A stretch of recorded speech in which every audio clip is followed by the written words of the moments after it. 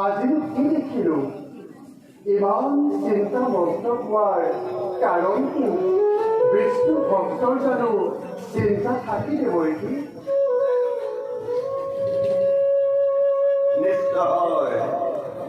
নিশ্চয় বিষ্ণু ভক্তৰ চিন্তা নথকাই ভাল স্বয়ং বিষ্ণু যে কৰ্তব্য পাহৰি গৈছে সেই বিষয়ে চিন্তা কৰিব লগা কৰিছো কৰ্তব্য কি কৰ্তব্য পাহৰিছো দেৱৰী চালনা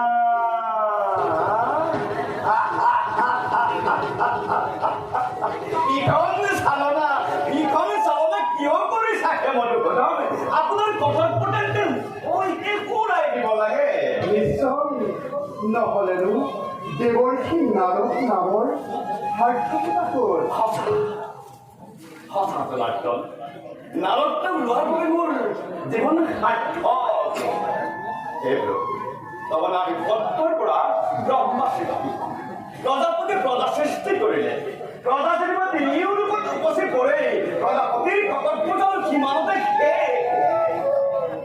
এই সতীৰ প্ৰজাসকলৰ বাবে দি সম্পত্তি নালাগিব জানো দেৱৰ্ষী যদি মই প্ৰত্যক্ষ হ'ব লাগে তেন্তে দেৱৰ্ষীয়ে তৰিত্ৰ বিন বজাই শ্ৰী নাৰায়ণ নাৰায়ণ কৰি ফুৰাৰ লাভ কি চলনাকাৰী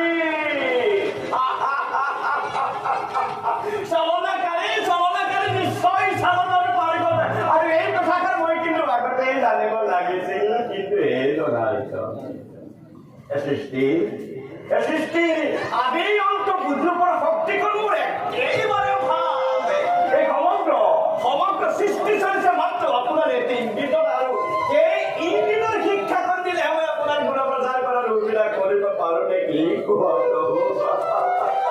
দেৱ মহৰ্ষি কি কৈছে মই ফলে একোৱেই বুজিব পৰা নাই বুজিব পৰা নাই এই জগতত ভক্তৰ এটি অপূৰ্ব নিদৰ্শনৰ নিশ্চয় প্ৰয়োজন এই নিদৰ্শনক লৈ পবিত্ৰতা মানৱ সমাজে মুক্তিৰ পথে বিচাৰি উলিয়াব পাৰে এই বিষয়ে চিন্তা নকৰে জানো প্ৰভু নিশ্চয় কৰিছো দেৱৰ্ষী সেয়েহে ভক্তৰ ৰক্ষাৰ্থে যুগে যুগে মই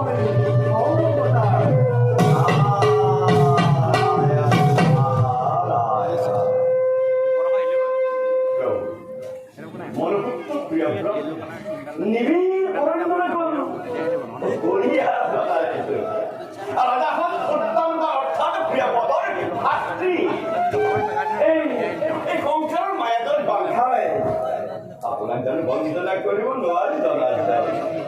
দেৱৰ্ষী, সেই বিষয়ে এটি যুগুপ ব্যৱস্থা আপুনি নিজেই কৰক।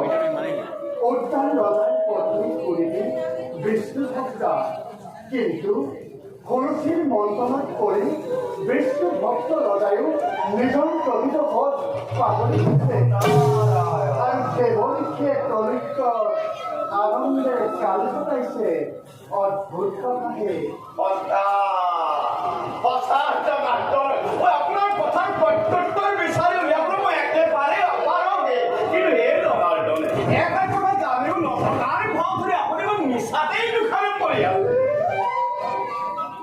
ৰূপে কোনে মনোৰম সেই পঞ্চবৰ্ষে পালন কৰিব মাতৃ বঞ্চিত হ'ব লগা হৈছে। আৰু এই শোণিতিৰ মনত যে মহান দুখ মোৰ বোধেৰে এই দুখৰ জৰিয়তে এটি প্ৰকল্প দিব পাৰিলে উচিত নহ'বলৈ কওঁ। সেয়ে কৈছোঁ দেৱৰ্ষী, সকলো বিলাক জানিও মোৰ পৰামৰ্শৰ বাবে বাট চাই থকাটো দেৱৰ্ষীৰ পক্ষত আৰু উচিত নহয়। কিন্তু নহ'ব,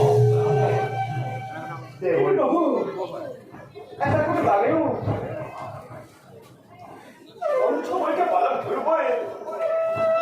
নাৰায়ণ নাৰায়ণ হৰি আলোচনাৰ মধ্যে বিশুদ্ধ হয়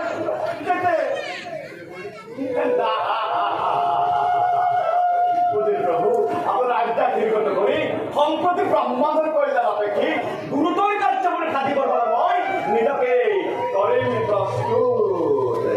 যোৱা দেৱৰ্ষী, যোৱা তুমি এতিয়া নিজ কৰ্তব্যৰ হেতু, আৰু আমি যাওঁ আপোন কৰ্তব্যৰ বাবে। ভাল প্ৰভু তাকে এতিয়া বিদায় মাগিছোঁ। ঈশ্বৰ পৰম ব্ৰহ্ম সচ্চিদানন্দ বিগ্ৰহ